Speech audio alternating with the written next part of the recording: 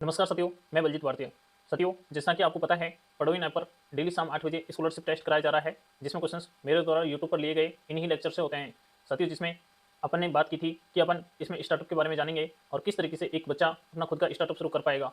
साथियों, सबसे पहले अपन ने बात की थी कि आपको अपना खुद का व्यवसाय शुरू करने के लिए अपना माइंड बनाना होगा कि हाँ, मुझे जिस भी क्षेत्र में काम करना है, उसके लिए आपको सबसे पहले एक आइडिया लेकर के आना है कि हाँ, मुझे इस क्षेत्र में इस तरीके से कार्य करना है।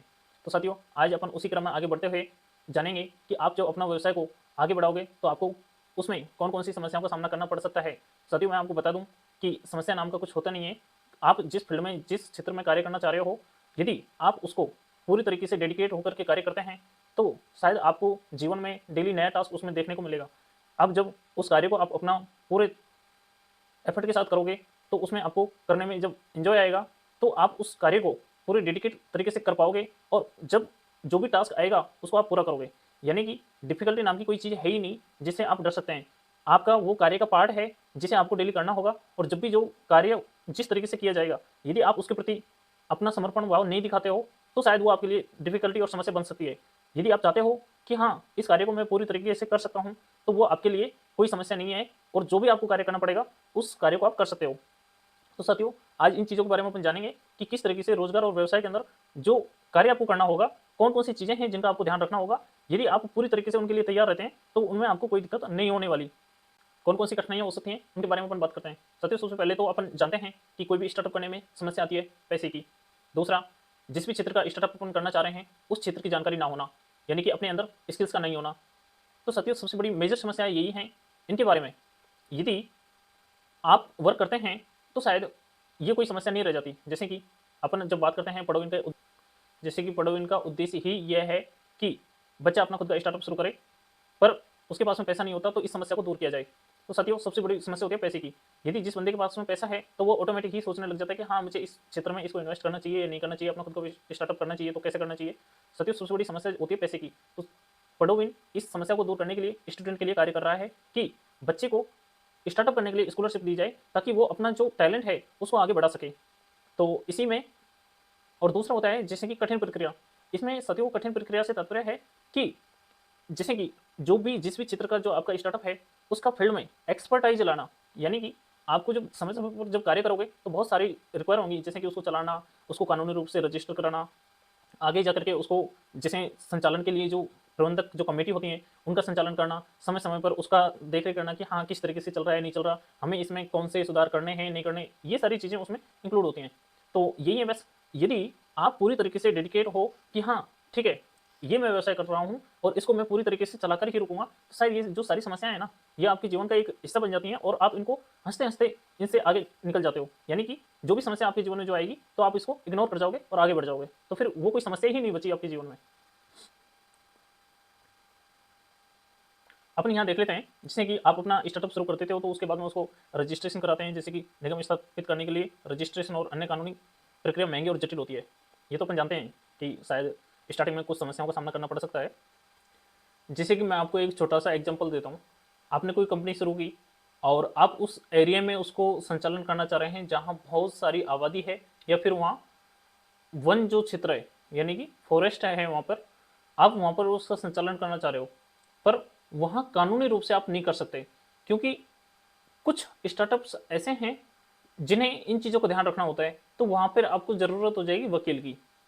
तो साथियों, यहाँ से जैसे कानूनी जो बातें होती हैं उनसे आपको बचना होता है कि हाँ, मेरा जो स्टार्टअप है, मेरा जो मैं कर रहा हूँ, इन चीज़ों से मैं कैसे बच सकता हूँ। कानूनी रूप से आपको सलाहकार भी होना चाहिए इसमें, जैसे वकील की आपको ज़रूरत पड़ेगी। उसके बाद में चार्टर्ड अकाउंट यानी कि सीए। सीए वो होता है जो कि कंपनी में साथियों बहुत सारे काम होते हैं, जैसे कि कंपनी का स्टार्टिंग में तो मैं आपको बता दूं कि किस तरीके से उसका जो पैसा है उसको मैनेज करना है, यानी कि उसको कितने टैक्स भरने हैं, उसका कितना पैसा आएगा कितना जाएगा, इन चीज़ों की। और कानूनी रूप से जो कंपनी के जो सारे रूल्स रेगुलेशंस जो बनाते हैं, मतलब कहने का मतलब कि कंपनी किस तरीके से कानूनी रूप से संचालित होगी, इसकी सारी देख रेख कौन करता है? सीए।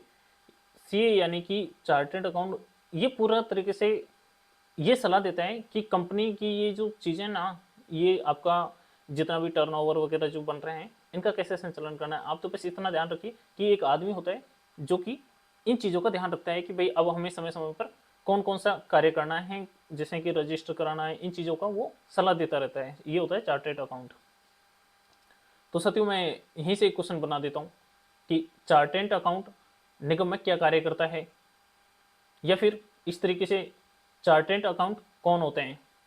तो बस आपको समझ आ गया कि एक ऐसा बंदा जो कंपनी के जो कानूनी रूप से जो कार्य होते हैं ना उनको देख रेख करते हैं, यानी कि जो इनकम वगैरह या फिर कंपनी का टर्नओवर क्या रहेगा, इन चीज़ों की बताने वाला जो बंदा होता है ना वो होता है चार्टर्ड अकाउंटेंट, सीए। ये आपको क्लियर हो गया होगा। बस आपको ज़्यादा इसमें सोचना नहीं है कि मतलब क्या ज़्यादा डीपली जाना नहीं है।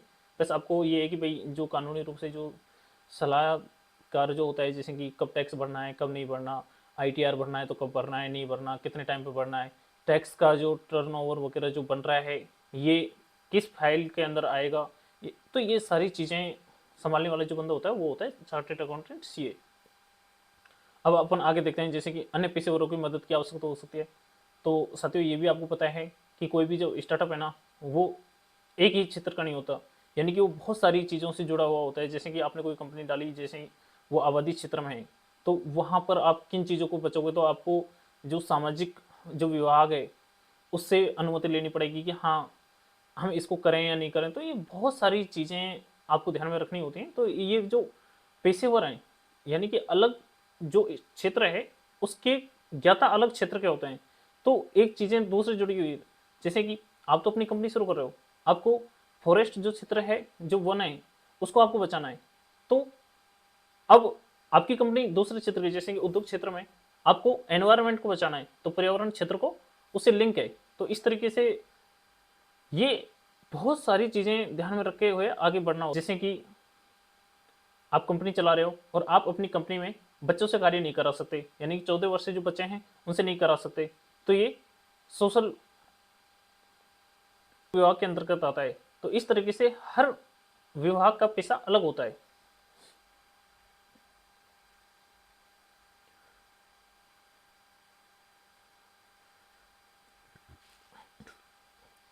अब अपन आगे बात कर लेते हैं दोहरा कराधान, यानी कि अब दोहरा कराधान से यहाँ तात्पर्य क्या है आपका। मैंने आपको बताया कि आपकी जो कंपनी है आपने कानूनी रूप से उसको रजिस्टर करा लिया, उसके बाद में क्या होगा, आपकी पहचान कानूनी रूप से क्या रहेगी, जो कंपनी का नाम है यानी कि उसकी आइडेंटिटी बन जाएगी। उसका जो टर्नओवर होगा, जितना उसके पास में पैसा होगा उस पर गवर्नमेंट टैक्स ले लेगी कि हाँ इतना आपका टर्नओवर है और आपकी इनकम इतनी है, तो इसका आपको इतना परसेंट टैक्स देना होगा। उसके बाद में अब वो पैसा जो शेयर धारक हैं उनके पास में गया, अब उनके पास वो उनकी इनकम दिखाएगा, पहले तो कंपनी की दिखाई, उसके बाद में जो पैसा शेयर होल्डर के पास जाएगा उसमें वो उसकी हिस्सेदारी दिखाएगा कि हाँ इसके पास में इतनी इनकम आई है और इस पर इतना टैक्स लगना चाहिए, तो उसको फिर से टैक्स देना होता है। तो साथियों मैं आपको बता दूं, इसमें आपको टेंशन लेने की ज़रूरत नहीं है, क्योंकि आप एक बार स्टार्टिंग करो, आप जैसे जैसे आगे बढ़ोगे तो आप इतने सक्षम हो जाओगे कि ऑटोमेटिक आप टैक्स भरने लग जाओगे। यदि आपके पास कुछ पैसा आएगा, आप आगे बढ़ोगे, ग्रो करोगे, तो आप टैक्स भरने में कोई दिक्कत नहीं है। यदि आप जो टैक्स भरोगे तो उससे सामाजिक जो वेलफेयर का कार्य जो होगा उसमें आप योगदान दे पाओगे। साथियों टैक्स भरना देश की इकोनॉमी को चलाने के लिए बहुत ज़्यादा जरूरी होता है।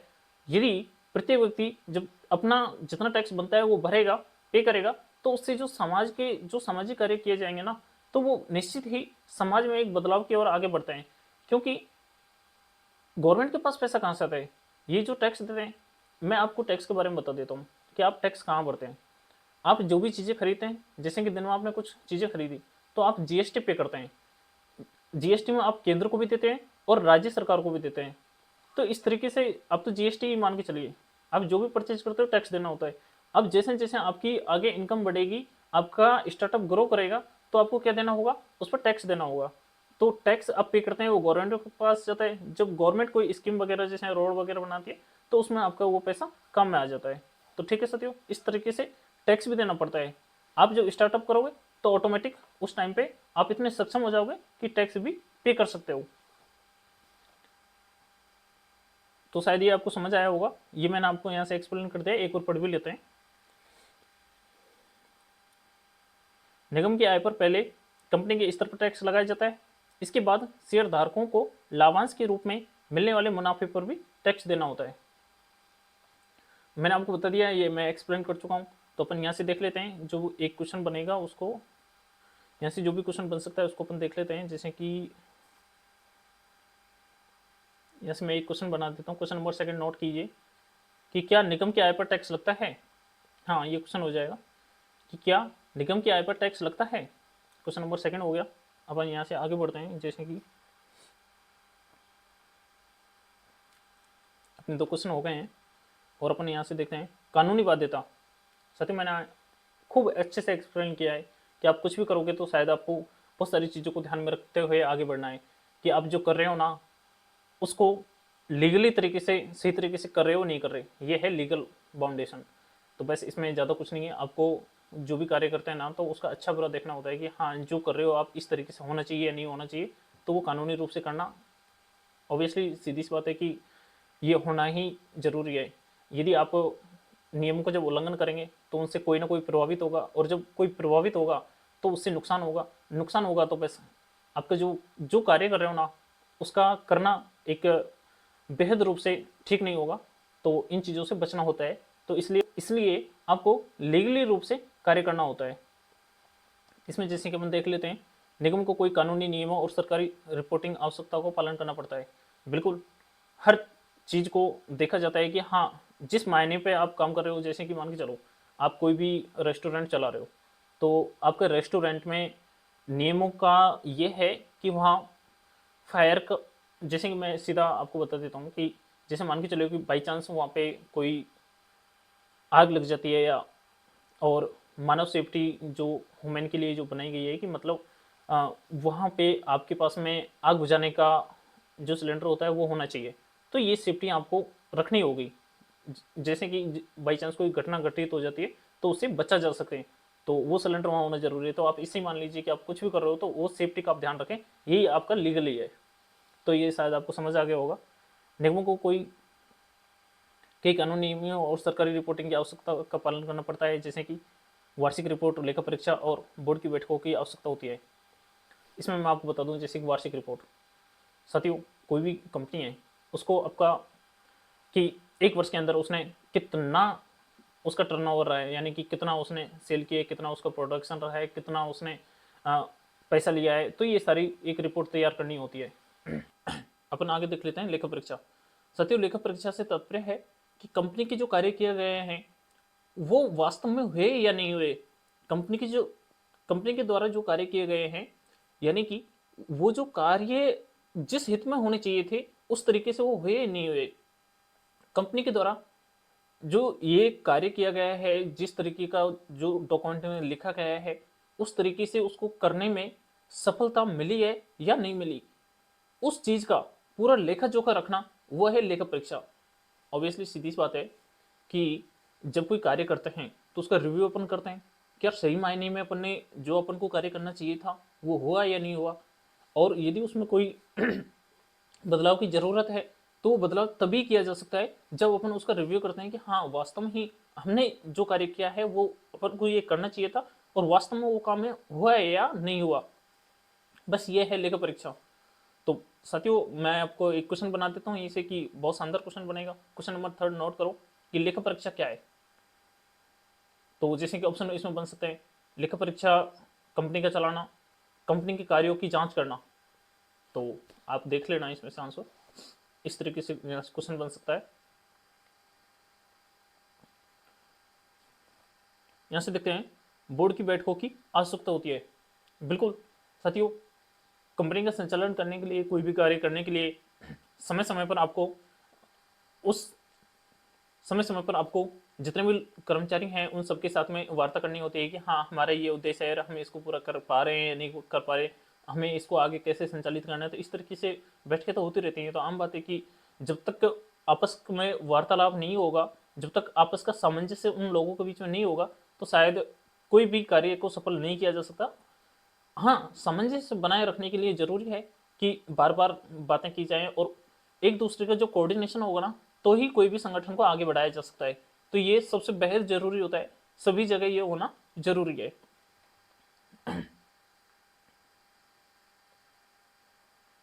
तो साथियों यहाँ से भी मैं एक क्वेश्चन बना देता हूँ।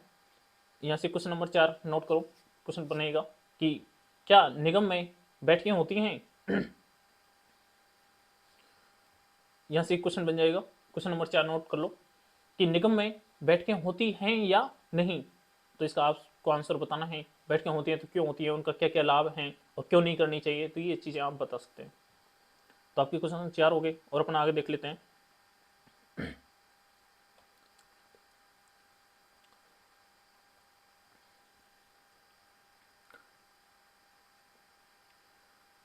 प्रबंधन और स्वामित्व का अलगाव। साथियों यहाँ पे जो डिस्प्यूट होते हैं ना, ये वो हो सकते हैं।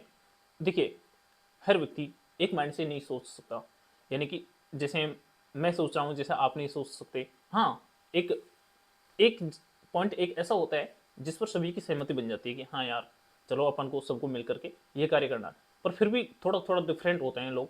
अब इसमें क्या होगा, जैसे कि कंपनी के मालिक हैं, कंपनी के कर्मचारी हैं, कंपनी के जो प्रबंधक हैं, यानी कि कंपनी का जो डायरेक्टर्स हैं, ऐसा नहीं है कि सभी जो चाह रहे हैं सेम ही चाह रहे हों कि हमारा यही उद्देश्य होना चाहिए।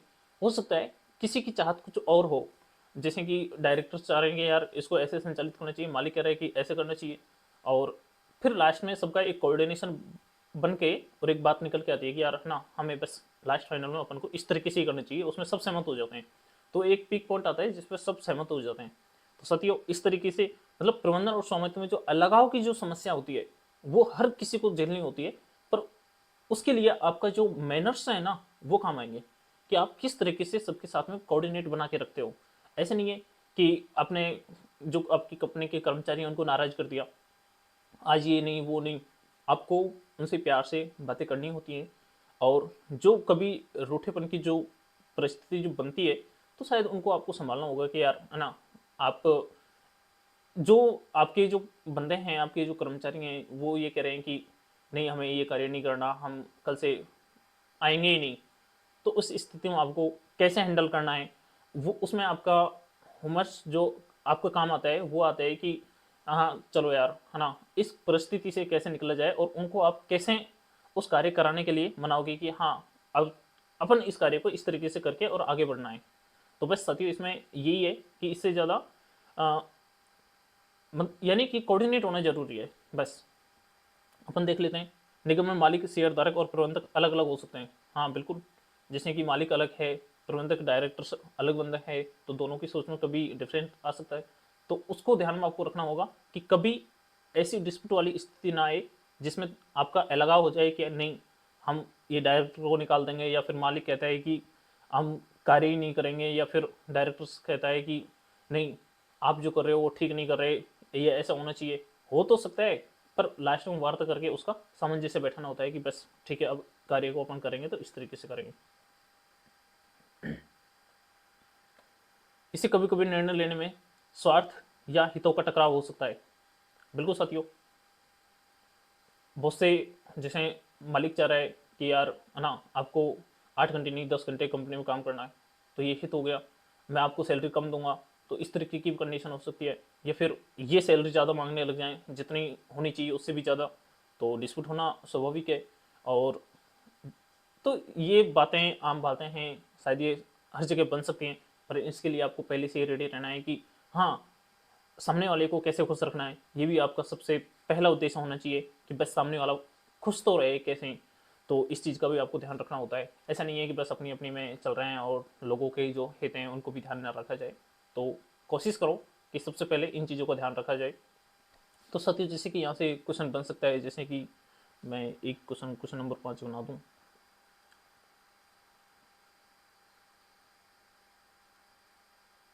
यहाँ से क्वेश्चन बन सकता है, क्वेश्चन नंबर 5 नोट करो कि निगम में मालिक और प्रबंधक कौन होते हैं। निगम में मालिक और प्रबंधक कौन होते हैं, तो क्वेश्चन नंबर 5 हो गया। साथियों इस तरीके से अपने बात की और अपन डेली इसी तरीके से वार्ता करते रहेंगे। अपना डेली का स्कॉलरशिप टेस्ट जो है वो चलता रहेगा, धीरे धीरे आगे बढ़ते रहेंगे। आपको समझ आता रहेगा कि हम किस तरीके से अपना खुद का व्यवसाय करके आगे बढ़ेंगे।